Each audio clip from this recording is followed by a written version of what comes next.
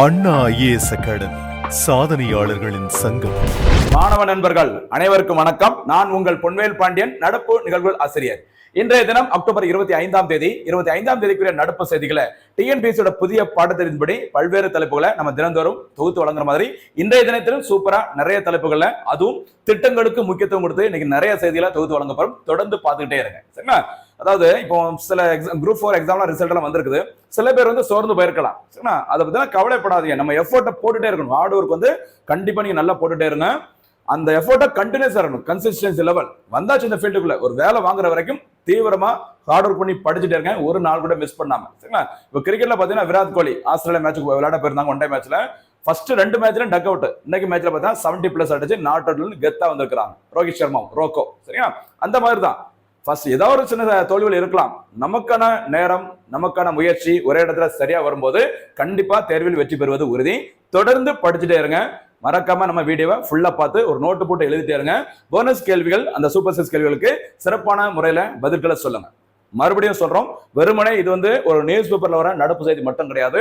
இந்த நடப்பு செய்தியுடன் தொடர்புடைய அந்த சப்ஜெக்ட்ல என்ன இருக்குதோ, Indian polity, economy, geography, history முதற்கொண்டு, சரிங்களா? ஹிஸ்டரி முதற்கொண்டு அப்படின்னா அதுல எப்படி கரண்ட் அஃபேர்ஸ் வரலாம் அப்படின்னு நீங்க நினைக்கலாம். ஆனா ஹிஸ்டரி அப்படிங்கிறது பாத்தீங்கன்னா ஒரு சம்பவம் நடைபெற்று 100 வருஷம் 200 வருஷம் அல்லது முக்கியமான ஏதாச்சும் ஒரு நபர், ஓகேவா, அவங்களுடைய 100வது 200வது பிறந்த ஆண்டு, அதுக்கு உதாரணத்திற்கு தயானந்த, பார்த்தீங்கன்னா நம்ம தயானந்த சரஸ்வதி அவர்கள், ஓகேவா? அதே மாதிரி நிறைய பேர், ஓகேவா, வள்ளலார் அவர்கள், அவங்களெல்லாம் பார்த்தீங்கன்னா 200வது 300வது பிறந்த ஆண்டுகள் போயிட்டு இருக்குது. அதை முன்னிட்டு சிறப்பு நிகழ்ச்சிகள், சிறப்பு தினங்கள் அப்படி நிறைய அறிவிச்சிருப்பாங்க. அப்படி அது ஹிஸ்டரியோட தொடர்புடைய சில செய்திகளும் நடப்பு செய்தியில வருது. கவனமா இருக்கு, சரிங்களா? எல்லாத்தையுமே நம்ம தொகுத்து ஒரு ஹார்ட் ஒர்க் போட்டு உங்களுக்காக தொகுத்து வழங்கிட்டு இருக்கோம். ஒரு நாள் கூட மிஸ் பண்ணாம தொடர்ந்து ஃபாலோ பண்ணுங்க. கண்டிப்பா அடுத்து வர்ற சீசன்ல நம்ம சூப்பரா ஒரு சாதனை படைக்கலாம். ஆரம்பிக்கலாமா? இன்றைய தினத்திற்கான நடப்பு செய்திகள் அக்டோபர் 25. ஃபர்ஸ்ட் பாயிண்ட் பாருங்க, திட்டங்கள், சரிங்களா? PM ஸ்ரீ திட்டத்தில் இணைந்தது கேரளா. நம்ம ஏற்கனவே கடந்த வீடியோல PM ஸ்ரீ திட்டம்னா என்ன அப்படிங்கறத பார்த்திருந்தோம், சரிங்களா? சூப்பர். நம்ம அந்த ஸ்கீமை பத்தி பார்த்து முடிச்ச அந்த டைம்ல பாத்தீங்கன்னா PM ஸ்ரீ திட்டத்தில் கேரளா இணைந்தது, சரிங்களா? பொதுவா பிஜேபி கவர்மெண்ட்டுக்கும் கேரளாவில் கம்யூனிஸ்ட் கட்சி, சரிங்களா, 2 பேருக்கும் அந்த அளவுக்கு ஒத்து போகாது, சரிங்களா? அப்படி இருந்தும் இந்த PM ஸ்ரீ திட்டம், அதாவது ஆளும் அந்த பிஜேபி கட்சி, ஓகேவா, அவங்க தொடங்கிய அந்த PM ஸ்ரீ திட்டத்துல கேரள அரசு இணைஞ்சிருக்குது. அது ஒரு ஆச்சரியத்துக்கு உள்ளானது, சரிங்களா? மொத்தத்துல ஏதோ ஒரு நன்மை நடக்குது அங்க கல்விக்காக. பாருங்க, மத்திய அரசு கடந்த 2022ஆம் ஆண்டு செப்டம்பர் 7ஆம் தேதி, பின்னாடி வரப்போது, செப்டம்பர் 7, 2022ஆம் ஆண்டு அன்று PM ஸ்ரீ என்ற கல்வி திட்டத்தினை கொண்டு வந்தது. இதில் நம்முடைய தமிழ்நாடு, கேரளா, மேற்கு வங்காளம், பஞ்சாப் உள்ளிட்ட சில மாநிலங்கள் இணைய தொடர்ந்து மறுத்து வந்தது. இந்த நிலையில், சரிங்களா, இந்த திட்டத்தில் சமீபத்தில் இணைந்த மாநிலம் கேரளா. இதனால் இந்த திட்டத்தை சேராம இருக்கிறதுனால மத்திய அரசு அந்த மாநிலங்களுக்கு, இந்த PM ஸ்ரீ திட்டத்துல இணையாத அந்த மாநிலங்களுக்கு ஒதுக்கப்படும் SSA, சரியா, சமக்ரா சிக்ஷா அபியான் திட்டத்திற்கு அனுப்ப வேண்டிய நிதியை நிறுத்தி வைத்தது. சரி, அந்த சமக்ரா சிக்ஷா அபியான் திட்டம், சரிங்களா, தொடக்க கல்வி, சரிங்களா, அப்புறம் உயர்கல்வி, ஆசிரியர் கல்வி, இது எல்லாத்தையும் இணைத்து 2018ஆம் ஆண்டு தொடங்கப்பட்ட திட்டம் சமக்ரா சிக்ஷா அபியான் திட்டம். சர்வ சிக்ஷா அபியான் திட்டம் அப்படிங்கிறதும் SSA தான், சரிங்களா? அந்த திட்டம் 2001 தொடக்க கல்விக்கான திட்டம், சரிங்களா? இங்க இருக்கிறத SSA அப்படிங்கிறது 2018 தொடங்கப்பட்டது. இந்த திட்டத்திற்கு மத்திய அரசு அனுப்ப வேண்டிய நிதியை அப்படியே ஸ்டாப் பண்ணி வச்சிருக்காங்க மத்திய அரசு, சரிங்களா? காரணம் இந்த திட்டத்துல சேரல அப்படிங்கிற மாதிரி, ஓகேவா? இதுதான் எக்ஸாம்ல கேட்டிருந்தாங்க, பாத்தீங்களா? SSA, சரியா, SSA திட்டத்தை ஏற்றால் மட்டுமே PM ஸ்ரீ திட்டத்திற்கு நிதி ஒதுக்கீடு செய்யப்படும் என மத்திய கல்வி அமைச்சர் தர்மேந்திர பிரதான் அவர்கள் கூறினாங்க. சரி, அப்படி ஸ்ட்ரைட்டாவே ஒரு பேட்டியில சொல்லிட்டாங்க. SSA திட்டத்தை ஏற்றால் மட்டுமே இந்த PM ஸ்ரீ திட்டத்தின் மூலம் உங்களுக்கு வழங்க வேண்டிய அந்த நிதி வழங்கப்படும் அப்படி சொல்லியிருந்தாங்க. இந்த PM ஸ்ரீ திட்டத்தின் முக்கியமான நோக்கம் அந்த பள்ளிகளின் தரத்தினை மேம்படுத்த வேண்டும், பள்ளிகளின் உள்கட்டமைப்பை உயர்த்த வேண்டும், இது தவிர நவீன கற்றல் வசதிகளை வழங்க வேண்டும். நம்ம இதெல்லாமே நான் ஆல்ரெடி பார்த்திருக்கோம், கொஞ்சம் கவனமா இருக்கும், சரிங்களா? ஓகே, இதன் மூலம், சரிங்களா, சம்பந்தப்பட்ட மாநிலங்களுக்கு, அதாவது இந்த திட்டத்தில் இணையாத மாநிலங்களுக்கு கிட்டத்தட்ட ரூபாய் 1500 கோடி முதல் 3000 கோடி வரை நிதி ஒதுக்காமல் மத்திய அரசு நிறுத்தி வைத்துள்ளது. இதுதான் எக்ஸாம்ல கேட்டிருந்தாங்க, ஞாபகம் இருக்குன்னு நினைக்கிறேன், சரியா?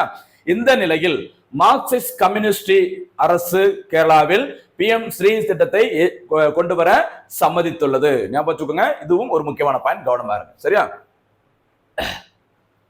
சரியா? அப்ப சமீபத்துல அந்த PM ஸ்ரீ திட்டத்தில் இணைந்த மாநிலம் கேரளா, மறக்க கூடாது, ரொம்ப முக்கியமானது, சரிங்களா? இந்த PM ஸ்ரீ திட்டம் ஏற்கனவே பார்த்துட்டோம், இருந்தாலும் இன்னொரு வாட்டி பாக்குறதுல ஒன்றும் தப்பு கிடையாது, ரிவிஷன் பார்த்துக்கோங்க.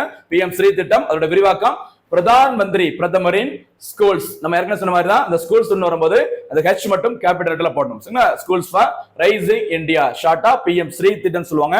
தொடங்கியது மத்திய அரசு. தொடங்கப்பட்ட நாள் செப்டம்பர் 7, 2022. சரியா? இந்த திட்டத்துக்கு தமிழ்ல என்ன பேர் சொல்லுவாங்க? வளர்ந்து வரும் இந்தியாவிற்கான பிரதான் மந்திரி பள்ளிகள் திட்டம். சரிங்களா? வளர்ந்து வரும் இந்தியாவிற்கான பிரதான் மந்திரி பள்ளிகள் திட்டம், ஷார்ட்டா PM ஸ்ரீ திட்டம். கவனமா இருங்க. சரியாமா? தொடங்கப்பட்ட நாள் ரொம்ப முக்கியம், செப்டம்பர் 7, 2022. இந்த PM ஸ்ரீ திட்டம் என்பது இந்தியாவில் கிட்டத்தட்ட 14,500 பள்ளிகளை புதிய தேசிய கல்விக் கொள்கை 2020 படி முன்மாதிரி பள்ளிகளாக மேம்படுத்தும் இந்திய அரசின் ஒரு திட்டமாகும். நம்ம ஆல்ரெடி சொன்னதான், நிறைய வாட்டி பார்த்துட்டோம். இந்தியாவில் இதுவரைக்கும் அந்த நியூ எஜுகேஷன் பாலிசி, புதிய அந்த கல்விக் கொள்கை, சரிங்களா, 3 முறை வெளியிடப்பட்டுள்ளது. அதுல முதல் முறை வெளியிடப்பட்டது 1968ஆம் ஆண்டு DS கோத்தாரி, சரியா, DS கோத்தாரி கமிட்டியின் பரிந்துரையின் அடிப்படையில் 1968ஆம் ஆண்டு அன்று முதல் கல்விக் கொள்கை வெளியிடப்பட்டது. சரிங்களா? DS கோத்தாரி கமிட்டி உருவாக்கப்பட்டது 1964. ஓகேவா? மறக்க கூடாது. இரண்டாவது தேசிய கல்விக் கொள்கை 1986இல் வெளியிடப்பட்டது. இந்த இரண்டாவது தேசிய கல்விக் கொள்கைக்கு மாற்றாக தான் மூன்றாவது தேசிய கல்விக் கொள்கை எப்ப வெளியிட்டாங்கமா? ஜூலை, சரியா, ஜூலை 29, 2020. சரியா? ஜூலை 20, 29 சர்வதேச புலிகள் தினம். சரியா? படிப்புல பயங்கரமா படிக்கிற பசங்களை என்ன சொல்லுவாங்க? அவன் படிப்புல பெரிய புலிப்பா அப்படி சொல்லுவாங்கல்ல. அந்த சர்வதேச புலிகள் தினத்தன்று தான் மூன்றாவது தேசிய கல்விக் கொள்கை வெளியிடப்பட்டது. இந்த மூன்றாவது தேசிய கல்விக் கொள்கையை பரிந்துரைத்தது கஸ்தூரி ரங்கன் கமிட்டி. மறக்க கூடாது. சரியாமா? ஓகே. அப்போ இந்த PM ஸ்ரீ திட்டம் எந்த கல்விக் கொள்கையின் ஒரு பகுதியாக தொடங்கப்பட்டுள்ளது? மூன்றாவது தேசிய கல்விக் கொள்கை 2020 வெளியிடப்பட்டதுல அதனுடைய ஒரு பகுதியாக தான் இந்த திட்டம் தொடங்கப்பட்டது 2022ஆம் ஆண்டு என்று. சரிங்களா? இந்த திட்டம் பள்ளிகளின் தரத்தை உயர்த்துவது, உள்கட்டமைப்பை மேம்படுத்துவது மற்றும் நவீன கற்றல் உபகரணங்களை வழங்குவது ஆகியவற்றை நோக்கமாக கொண்டுள்ளது. ரொம்ப முக்கியமானது. அடிக்கடி செய்திகளை வந்துட்டே இருக்குது, சில சர்ச்சைகளும் இருக்கு, கவனமா இருங்க. இதுவும் நம்ம பார்த்துட்டோம். சரிங்களா? இந்த திட்டத்தின் மூலம் ஒரு பள்ளிகள்ல என்னென்ன வசதி எல்லாம் இருக்க வேண்டும் அப்படின்னு சொல்லி பார்த்தீங்கன்னா, சூரிய மின் பலகைகள், சரி, அந்த சோலார் பேனல்ஸ், LED விளக்குகள், இயற்கை விவசாய நடைமுறைகளுடன் கூடிய ஊட்டச்சத்து தோட்டங்கள், கழிவு மேலாண்மை அமைப்புகள், நெகிழி இல்லாத மண்டலங்கள், நீர் பாதுகாப்பு மற்றும் மழைநீர் சேகரிப்பு போன்ற அம்சங்களை உள்ளடக்கிய சுற்றுச்சூழல் நிலைத்தன்மைக்கு முக்கியத்துவம் அளித்து இந்த திட்டம் உருவாக்கப்பட்டுள்ளது அப்படின்னு சொல்லியிருக்கிறாங்க. சரிங்களா? இதுல ஒரு கேள்வி, இந்த நெகிழி இல்லாத அந்த வார்த்தையை பார்த்த உடனே எனக்கு ஒரு போனஸ் கேள்வியா கேட்கலாம்னு தோணுது. சரியா? ஒரு போனஸ் கேள்வி, 2 போனஸ் கேள்வி. 1, தமிழ்நாடு அரசு எப்போது முதல் ஒரு முறை பயன்படுத்தக்கூடிய ஒரு 14 வகையான அந்த பிளாஸ்டிக், இந்த நெகிழி பொருட்களுக்கு தடை விதித்தது? தமிழ்நாடு அரசு எப்போ தடை விதிச்சாங்க? அதே மாதிரி இந்த ஒரு முறை பயன்படுத்தக்கூடிய, சரிங்களா, அந்த சிங்கிள் யூஸ் இந்த பிளாஸ்டிக் வந்துட்டு மத்திய அரசு எப்போ பேன் பண்ணாங்க? இந்த 2 சொல்ல பார்க்கலாம். போனஸ் கேள்வி. சரிமா? சாரி. இந்த பள்ளிகளில் திறன் வகுப்புகள், நவீன நூலகம், நவீன ஆய்வகங்கள் மற்றும் பிற நவீன கற்றல் கருவிகள் அமைக்கப்படும் சொல்லியிருக்கிறாங்க. நிதி உதவி, சரிங்களா, மத்திய அரசும் மாநில அரசும் இணைந்துதான் இந்த திட்டத்திற்கு நிதி பங்களிப்பு செய்கின்றன்னு சொல்லியிருக்கிறாங்க. மொத்தத்துல இந்த PM ஸ்ரீ திட்டம் ரொம்ப ரொம்ப முக்கியமானது. சமீபத்தில் இணைந்த மாநிலம் கேரளா. தமிழ்நாடு அரசு இதுவரைக்கும் இந்த PM ஸ்ரீ திட்டத்துல இணையவில்லை. அடுத்ததாக இன்னொரு திட்டம், இன்றைய செய்தித்தாள் இடம்பெற்ற ரொம்ப ரொம்ப முக்கியமான திட்டம் பாருங்க. இந்தியன் ஜியோகிராபி தொடர்புடைய ஒரு திட்டம், மகா சாகர் திட்டம். பொதுவாக சாகர் திட்டம் சொல்லுவாங்க. சரி, சாகரோட விரிவாக்கம் பார்த்துக்கோங்க.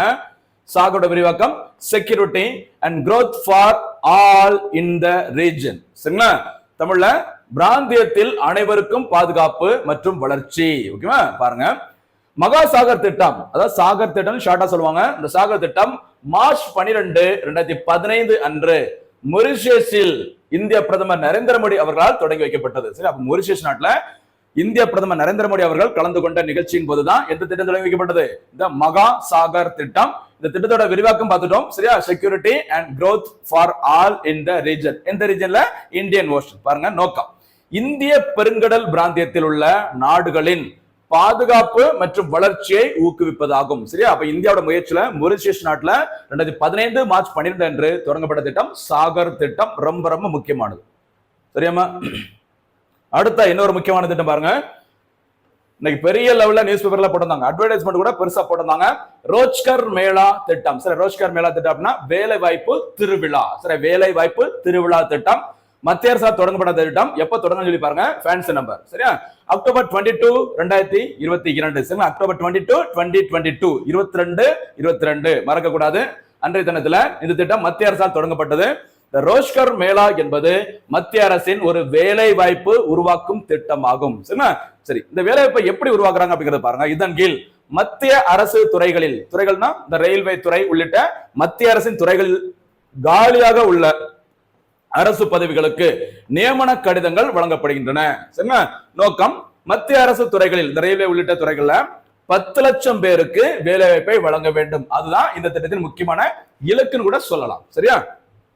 மத்திய அரசின் முக்கியமான துறைகள் இருக்க அந்த காலி பணியிடங்களை நிரப்புவதற்கு ஒரு வேலை வாய்ப்பு, ஒரு முகாம் அப்படிங்கிற மாதிரி கூட சொல்லலாம். அந்த திட்டத்துக்கு தானே பேருமா ரோஷ்கர் மேளா திட்டம். தமிழ்ல சொல்லும்போது வேலை வாய்ப்பு திருவிழா திட்டம் சொல்லுவாங்க. தொடங்கப்பட்ட நாள் அக்டோபர் 22, 2022. அடுத்து இன்றைய செய்தித்தாள் இடம்பெற்ற ரொம்ப முக்கியமான ஒரு திட்டம், கண்டிப்பாக எதிர்பார்க்கக்கூடிய ஒரு திட்டம் அப்படி கூட சொல்லலாம். இன்னுயிர் காப்போம் திட்டம். அது நம்ம ஷார்ட்டா போட்டிருந்தாங்க ஹெட்லைன்ல. கரெக்டான பேரு இன்னுயிர் காப்போம் நம்மை காக்கும் 48 திட்டம். சரிண்ணா? இந்த திட்டம் தொடங்கப்பட்ட நாள் டிசம்பர் 18, 2021 அன்று தொடங்கப்பட்டது. திட்டம் தொடங்கப்பட்ட இடம் மேல்மருவத்தூர். சரியா? செங்கல்பட்டு மாவட்டம் மேல்மருவத்தூர்ல ஆதிபராசக்தி மருத்துவக் கல்லூரி மற்றும் ஆராய்ச்சி மையம் அமைந்துள்ளது. இந்த மேல்மருவத்தூர்ல தான் தமிழ்நாடு அரசானது டிசம்பர் 18, 2021 அன்று தொடங்கிய திட்டத்தின் பெயர் தான் இன்னுயிர் காப்போம் நம்மை காக்கும் 48 திட்டம். அதாவது ஒரு விபத்து ஏற்படுகிறது, ஒருத்தவங்களுக்கு திடீர்னு ஒரு ஆக்சிடென்ட் ஆகிறது. ஆக்சிடென்ட் ஆன உடனே முதல் 48 மணி நேரம் இந்த கோல்டன் அவர்ஸ் அப்படி சொல்லுவாங்க, நம்ம கிரிட்டிக்கலான ஒரு அவர்ஸ் நேரங்கள் சொல்லுவாங்க. இந்த விபத்து ஏற்பட்டு முதல் 2 நாட்கள், அதாவது 48 மணி நேரத்தை நம்ம தாண்டிட்டோம் அப்படின்னா நம்ம உயிருக்கு எந்த பிரச்சனையும் வராது. சரிங்களா? நம்ம சினிமாவோட நிறைய பார்த்திருப்போம். சரிங்களா? ஒரு ஆக்சிடென்ட் ஆயிருக்கும், ஒருத்தவங்கள ஹாஸ்பிட்டல் சேர்த்திருப்பாங்க, ஐசியூல. டாக்டர் உள்ள இருந்து வெளியில வருவாங்க, நம்ம கேட்போம் என்னாச்சு டாக்டர் சொல்லி கேட்கும்போது எதுவா இருந்தாலும் 48 மணி நேரத்துக்கு பிறகுதான் சொல்ல முடியும் அப்படி சொல்லுவாங்கல்ல. அந்த 48 மணி நேரம் ஒரு பொன்னான நேரம். அந்த நேரத்துல நம்ம உயிரை காப்பதற்கு காசு இல்லாம மக்கள் முடிச்சிட்டு இருக்க கூடாது அப்படின்னு சொல்லிட்டு தமிழ்நாடு அரசானது ரூபாய் 2 லட்சம் வரைக்கும் இலவச சிகிச்சை வழங்குவதற்காக தொடங்கப்பட்டது தான் இன்னுயிர் காப்போம் நம்மை காக்கும் 48 திட்டம். சரிங்களா? சரி பாருங்க, இந்த இன்னுயிர் காப்போம் நம்மை காக்கும் 48 திட்டத்தை ஜனவரி 2027 வரை காப்பீட்டு முறையின் கீழ் செயல்படுத்த மத்திய அரசு அனுமதி வழங்கியுள்ளது. இது ஒரு எக்ஸ்ட்ரா நோட்ஸ். இதுதான் எனக்கு நியூஸ் பேப்பர் வந்திருக்குன்னா இந்த திட்டத்தை ஜனவரி 2027, சரி இன்னும் 2 வருஷம் ஜனவரி வரைக்கும் இந்த காப்பீட்டு முறையின் கீழ் செயல்படுத்த மத்திய அரசு அனுமதி வழங்கி இருக்கிறாங்க. அதனாலதான் இந்த திட்டம் நம்ம இப்போ பார்த்துட்டு இருக்கோம். சரியா? இதற்கு முன்பு இந்த திட்டம் காப்பீடு முறையின் கீழ் ஜனவரி 2025 வரை செயல்படுத்தப்பட்டு வந்தது. மேலும் 2027 ஆண்டு வரைக்கும் இந்த திட்டம் நீட்டிக்கப்பட்டுள்ளதாக அறிவிச்சிருக்கிறாங்க. சரி, இந்த திட்டத்தின் மூலம் விபத்து ஏற்பட்டவர்களுக்கு முதல் 48 மணி நேரத்திற்கு ரூபாய் 2 லட்சம் வரை 101 வகையான, சரியா 101 வகையான, இதுக்கு முன்னாடி 81 வகை அப்படிங்கிற மாதிரி படிச்சிருப்போம். இப்போ அப்டேட் பண்ணிருக்காங்க. எத்தனை வகையான? 101 வகையான உயிர்காக்கும் சிகிச்சைகள் வழங்கப்படுகிறது. ஞாபகம், முதல் 48 மணி நேரத்திற்கு வழங்கப்படும் இலவச சிகிச்சைக்கான வரம்பு எவ்வளவு? ரூபாய் 2 லட்சம். இந்த 2 லட்சத்தின் மூலமாக சரிங்களா 81 வகையான உயிர்காக்கும் சிகிச்சைகள் வழங்கப்பட்டு வந்தது. தற்போது எவ்வளவு உயர்த்திருக்கிறாங்க? 101. சரியா? 101 உயிர்காக்கும் சிகிச்சைகள் வழங்கப்படும் இந்த திட்டத்தின் மூலமா. சரிங்களா? இந்த திட்டத்தின் கீழ் இணைக்கப்பட்டுள்ள மருத்துவமனைகளின் எண்ணிக்கை 723. சரியா? 723. ஓகேவா? இதுக்கு முன்னாடி பாத்தீங்கன்னா 609 மருத்துவமனைகள் இருந்தது. சரிங்களா? 609, அதாவது அதுல ஒரு 201 அரசு மருத்துவமனைகள் ஜிஹெச், மிச்சம் இருக்கிற 408 தனியார் மருத்துவமனைகள். அந்த மாதிரி இந்த திட்டத்தின் கீழ் நம்ம நன்மை அடைய முடியும், சிகிச்சை பெற முடியும் சொல்லியிருந்தாங்க. 609. சரிங்களா? தற்போது அவருடைய எண்ணிக்கை 723 உயர்த்தப்பட்டுள்ளது. ரொம்ப முக்கியமான திட்டம், கவனமா இருக்கும். சரியாமா? சரி, இந்த திட்டத்தை லைட்டா சொல்லிடுற ஒரு வாட்டி. இந்த இன்னுயிர் காப்போம் நம்மை காக்கும் 48 திட்டம் விபத்து ஏற்பட்ட முதல் 48 மணி நேரத்திற்கு, சரிங்களா இந்த திட்டம் தொடங்கப்பட்ட டைம்ல 2021 ஆண்டு இந்த திட்டம் தொடங்கப்படும் பொழுது 48 மணி நேரத்திற்கு தமிழ்நாடு அரசு வழங்கிய இலவச சிகிச்சைக்கான வரம்பு ரூபாய் 1 லட்சம். சரியா? இந்த 1 லட்சம் அப்படிங்கிற தொகையை பார்த்தீங்கன்னா 2024-25 ஆண்டிற்கான தமிழ்நாடு பட்ஜெட்ல எவ்வளவு உயர்த்தினாங்க? 2 லட்சமாக உயர்த்தப்பட்டது. தற்போது வரைக்கும் அந்த திட்டத்தின் மூலம் 101 வகையான உயிர்காக்கும் சிகிச்சைகள் வழங்கப்படுகிறது. இந்த திட்டத்தின் மூலம் இணைக்கப்பட்டுள்ள அரசு மற்றும் தனியார் மருத்துவமனையின் எண்ணிக்கை 723. ரொம்ப ரொம்ப முக்கியமானது. சரியாமா? இது பத்தி இன்னும் போக போக நம்ம டீட்டெயிலா பார்க்கலாம். அடுத்ததாக விருதுகள். ஒரு முக்கியமான ஒரு செய்தி பாருங்க, குழந்தைகளுக்கான புக்கர் பரிசு. சரியா? புக்கர் பரிசு அப்படிங்கிறது பாத்தீங்கன்னா Booker Prize, International Booker Prize அப்படின்னு ரெண்டு வகை இருக்குது. சரிங்களா? இந்த புக்கர் பிரைஸ் அப்படிங்கிறது வேர்ல்டு லெவல்ல இலக்கியத்திற்கு வழங்கப்படும் ஒரு முக்கியமான உயரிய விருது. சரிங்களா? இந்த விருது புக்கர் பிரைஸ் வந்து யாருக்கு கொடுப்பாங்க அப்படின்னு சொல்லி பார்த்தீங்கன்னா, காமன்வெல்த் கூட்டமைப்புன்னு சொல்லுவாங்க. சரி, அந்த காமன்வெல்த் ஃபெடரேஷன், அந்த காமன்வெல்த் கூட்டமைப்பு கீழே இருக்கிற நாடுகள், அதாவது பிரிட்டிஷ் ஆதிக்கத்திற்கு கீழே இருந்த நாடுகள், அதற்கு ஏதோ ஒரு எழுத்தாளர் ஒரு புத்தகத்தை ஆங்கிலத்தில் ஒரு இங்கிலீஷ்ல அந்த புத்தகத்தை எழுதி இங்கிலாந்து அல்லது அயர்லாந்து, சரியா, எந்த நாடுமா, இங்கிலாந்து அல்லது அயர்லாந்து நாட்டில் அந்த புத்தகத்தை ஆங்கிலத்தில் அப்படியே எழுதி வெளியிட்டு இருந்தாங்கன்னா அதுல சிறந்த புத்தகத்திற்கு வழங்கப்படும் பரிசு என்ன பரிசு? புக்கர் பிரைஸ் அப்படி சொல்லுவாங்க. சரியா, புக்கர் பிரைஸ். அடுத்து சொல்றது இன்டர்நேஷனல் புக்கர் பிரைஸ். சரியா, இன்டர்நேஷனல் புக்கர் பிரைஸ் அப்படிங்கிறது என்னன்னு சொல்லி பார்த்தா அதே தான், ஆனா ஒரு சின்ன வித்தியாசம். அந்த காமன்வெல்த் கூட்டமைப்புல இருக்கிற ஏதோ ஒரு நாடு, இந்தியா, பாகிஸ்தான், அந்த மாதிரி ஏதோ ஒரு நாட்டுல இருக்க ஒரு எழுத்தாளர் அவங்க நாட்டுல இருக்க ஒரு லாங்குவேஜ்ல, சரி, ஹிந்தியிலயோ அல்லது வேற ஏதோ ஒரு லாங்குவேஜ்லயோ ஒரு புத்தகத்தை எழுதியிருப்பாங்க. அது ஃபேமஸா இருக்கும். அப்படி ஃபேமஸான புத்தகத்தை ஆங்கிலத்துல இன்னொருத்தங்க டிரான்ஸ்லேட் பண்ணி அதே இங்கிலாந்து அல்லது அயர்லாந்து நாட்டுல பப்ளிஷ் பண்ணிருப்பாங்க. அதில் சிறந்த புத்தகத்திற்கு வழங்கப்படும் பரிசு இன்டர்நேஷனல் புக்கர் பரிசு. இப்படிதான் 2 பரிசுகள் வழங்கப்பட்டது. புக்கர் பரிசு அப்படின்னா ஸ்ட்ரைட்டா இங்கிலீஷ்ல, இன்டர்நேஷனல் புக்கர் பரிசு அப்படின்னா வேற ஒரு லாங்குவேஜ்ல எழுதி இங்கிலீஷ்ல பப்ளிஷ் பண்ணிருக்கணும். சரிங்களா? அப்படின்னா புக்கர் பரிசு அப்படின்னா பெரும்பாலும் ஒரு நபருக்கு வழங்கப்படும். இன்டர்நேஷனல் புக்கர் பரிசு அப்படின்னா ஒரிஜினலா ஒரு லாங்குவேஜுக்கு யார் எழுதுனாங்களோ, ஒரு புத்தகத்தை எழுதுனாங்களோ அவங்களுக்கும், அதை யார் டிரான்ஸ்லேட் பண்ணி வெளியிட்டாங்களோ அவங்களுக்கும், 2 நபர்களுக்கும் இந்த பரிசு வழங்கப்படும். சரிங்களா? சரி, பாருங்க, இப்படி 2 பரிசு இருக்குது புக்கர் பரிசு. அதுல சமீபத்துல ஒரு லிஸ்ட சேர்க்க போறேன்னு சொல்லிக்கிறாங்க. யாருக்காக? குழந்தைகளுக்கான புக்கர் பரிசு. சரி, சிறந்த குழந்தை எழுத்தாளர்களுக்கு புக்கர் பரிசு வழங்கப்படும் சொல்லிக்கிறாங்க இனிமே வரும் காலங்களில். சரிங்களா? பார்க்கலாம். ஆங்கில இலக்கியத்தில் மிக உயரிய பரிசாக கருதப்படும் புக்கர் பரிசு. சரிங்களா? புக்கர் பரிசானது 1969ஆம் ஆண்டிலிருந்து வழங்கப்படுகிறது. இதுல ஒரு போனஸ் கேள்வி கேட்கலாமா? 1969ஆம் ஆண்டில் சரிங்களா இந்தியாவில ஒரு முக்கியமான உயரிய விருது வழங்கப்பட்டது. அது சினிமா துறையில் வழங்கப்படும் உயரிய விருது. அது எந்த விருது அப்படிங்கறத பதில சொல்லுங்க. சரிங்களா? சரி, அப்ப புக்கர் பரிசு 1969ஆம் ஆண்டிலிருந்து வழங்கப்படுகிறது. இதனைத் தொடர்ந்து சர்வதேச புக்கர் பரிசு 2005ஆம் ஆண்டு முதல் வழங்கப்பட்டு வருகிறது. அப்ப இங்கிலீஷ்ல ஸ்ட்ரைட்டா எழுதி வெளியிடுற புத்தகத்திற்கு புக்கர் பரிசு 1969ல இருந்து கொடுத்திருக்காங்க. இன்டர்நேஷனல் புக்கர் பிரைஸ் 2005ல இருந்து கொடுத்துட்டு இருக்காங்க. சரிங்களா? சரி, இதற்கான பரிசு தொகை சமீபத்தில் எவ்வளவு சொல்லியிருந்தோம் அப்படின்னு பார்த்தீங்கன்னா 50,000 பவுண்ட். சரியா, இங்கிலாந்து அந்த கரன்சியோட மதிப்புல பார்க்கும்போது 50,000 பவுண்ட். இந்திய மதிப்பில், சரியா, இந்தியன் கரன்சி அந்த வேல்யூவை பார்க்கும்போது கிட்டத்தட்ட ரூபாய் 58.49 லட்சம். ஓகேவா? சரி, இருக்கட்டும். இந்த நிலையில் குழந்தைகளுக்கான புத்தகங்கள் பிரிவில் புதிய பரிசை புக்கர் பரிசு அறக்கட்டளை அறிவித்துள்ளது. ரொம்ப முக்கியமானது, கவனமா இருங்க. ஃபியூச்சர்ல வரப்போகுது, லிஸ்ட் போயிட்டே இருக்குது. பரிசு, புதிய பரிசு. ஓகேவா? முதலாவது, குழந்தைகளுக்கான புத்தகங்கள் புக்கர் பரிசு பரிந்துரைக்காக விண்ணப்பங்கள் அடுத்த ஆண்டில் தொடங்கும் சொல்லி 2026ல அதற்கான பரிந்துரைக்கான விண்ணப்பங்கள் வரவேற்கப்படுகிறது அப்படின்னு சொல்லுவாங்க. அதனைத் தொடர்ந்து தேர்ந்தெடுக்கப்பட்ட எழுத்தாளர்களில் இருந்து வெற்றி பெற்றவர் 2027ஆம் ஆண்டில் அறிவிக்கப்படுவார். அப்ப முதல் முறையாக குழந்தைகளுக்கான புக்கர் பரிசு 2026ல விண்ணப்பங்கள் வரவேற்கப்பட்டு எந்த ஆண்டு பரிசு வழங்கப்பட உள்ளது? 2027ஆம் ஆண்டு. மறக்காதீங்க நண்பர்களே, மக்களை. சரிங்களா? இந்த பரிசுக்கான புத்தகம் முக்கியமானது பாருங்க. இந்த பரிசுக்கான புத்தகம் 8 முதல் 12 வயது குழந்தைகளுக்கான சிறந்த புனை கதைகள் பிரிவில் பிரிட்டன் அல்லது அயர்லாந்தில் ஆங்கிலத்தில் அல்லது ஆங்கில மொழிபெயர்ப்பில் வெளியாகிருக்க வேண்டும் சொல்லிக்கிறாங்க. எத்தனை வயசு குழந்தைகளுக்கான புத்தகம் அப்படின்னு சொல்லி பார்க்கும்போது 8 to 12. மறக்க கூடாது. சரியா? ஃபியூச்சர்ல ரொம்ப முக்கியமான ஒரு செய்தியா இருக்கும், கவனமா இருங்க. பரிசுக்கு தேர்வு செய்யப்படும் மற்றும் வெற்றி பெறும் குழந்தை புத்தகங்களில் குறைந்தபட்சம் 30,000 பிரதிகள் அந்த குழந்தைகளுக்கு வழங்கப்பட உள்ளன. பரிசு தொகை பிளஸ் ஒரு 30,000 பிரதிகள் அந்த குழந்தைகளுக்கு வழங்கப்படும் அப்படின்னு சொல்லிக்கிறாங்க. நிகழாண்டுக்கான இது ஒரு நம்ம எக்ஸ்ட்ரா செய்தி.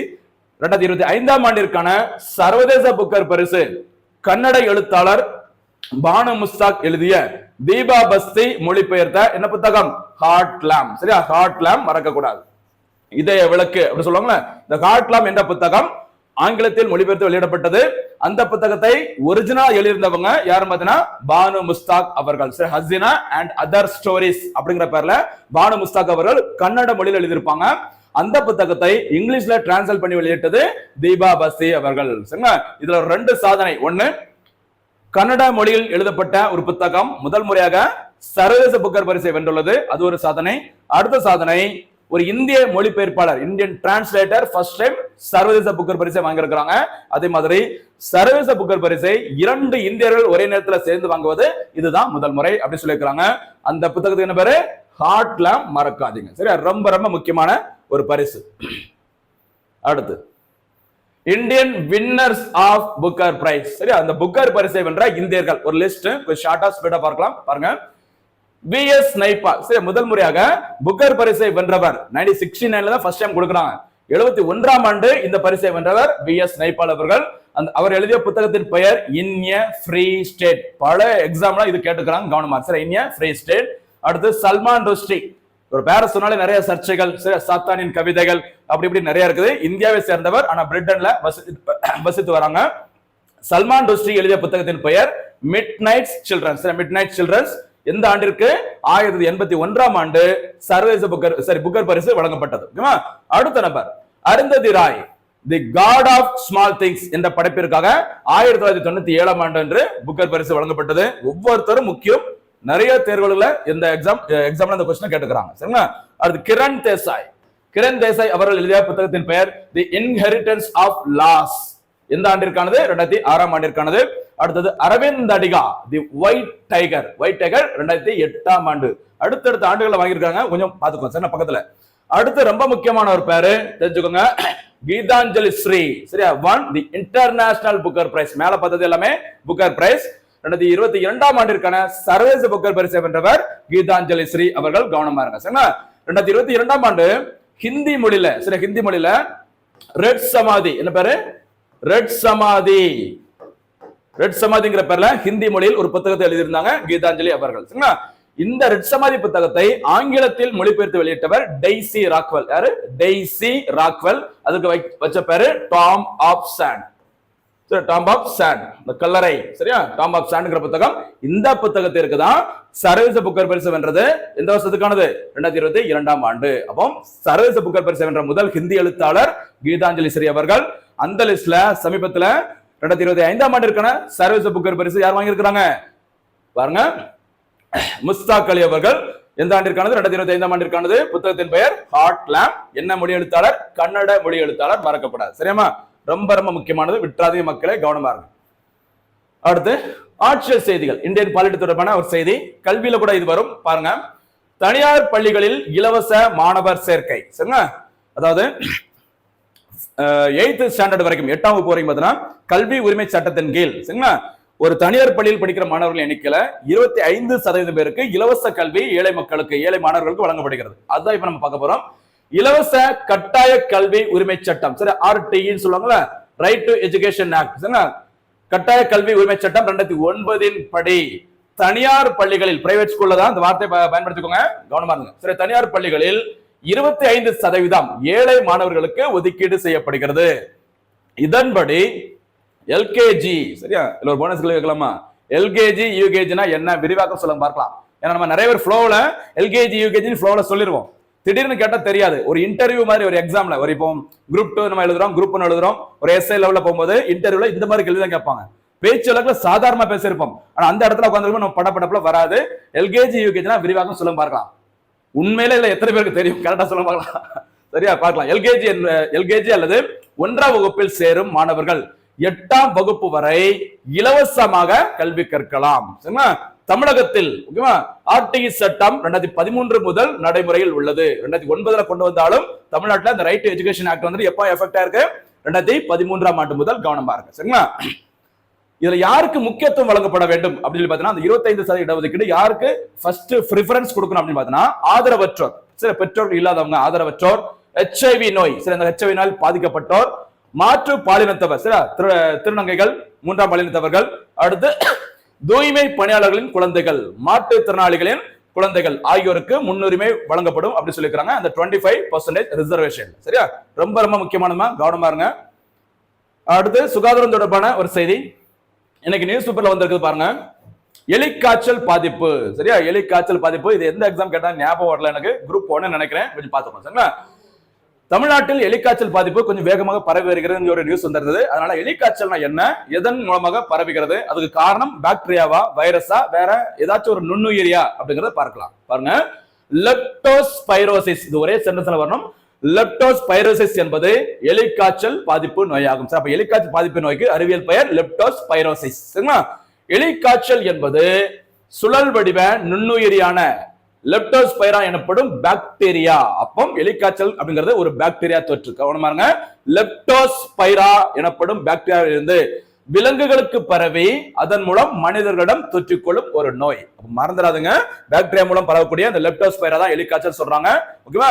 அது வந்துட்டு விலங்குகள் மூலம், அனிமல் மூலமாக தான் நம்ம மனிதர்களுக்கு பரவுகிறது சொல்லிக்கிறாங்க. இது எங்கு பாதிப்பு ஏற்படுத்தும் அப்படிங்கிற மாதிரி எக்ஸாம்பிள் கேட்பாங்க. சார், எந்த உறுப்பினை பாதிக்கும் அப்படி பார்த்தீங்கன்னா கிட்னி, சிறுநீரகம் மற்றும் நுரையீரலில் பாதிப்பை ஏற்படுத்துகிறது. சரிங்களா?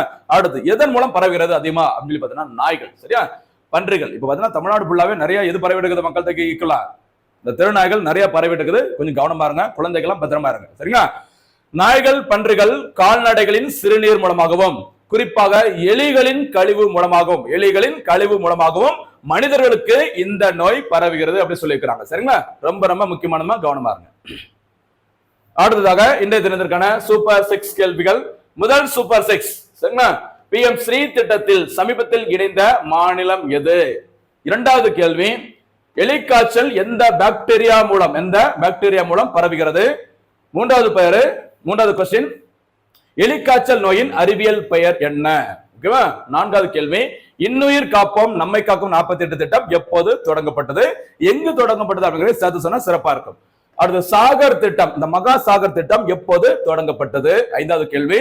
ஆறாவது கேள்வி சூப்பர் 6ல, கல்வி உரிமை சட்டம் 2009 படி தனியார் பள்ளிகளில் எத்தனை சதவீத இடஒதுக்கீடு ஏழை மாணவர்களுக்கு இலவச கல்வியாக வழங்கப்படுகிறது? இதான் இந்த சூப்பர் 6 கேள்விகள். நடுவில் குட்டியா சில போனஸ் கேள்விகள் கேட்டிருக்கும். தொடர்ந்து ஃபாலோ பண்ணிட்டு வாங்க, தேர்வில் வெற்றி பெறுங்க. மீண்டும் சந்திக்கலாம். நன்றி, வணக்கம்.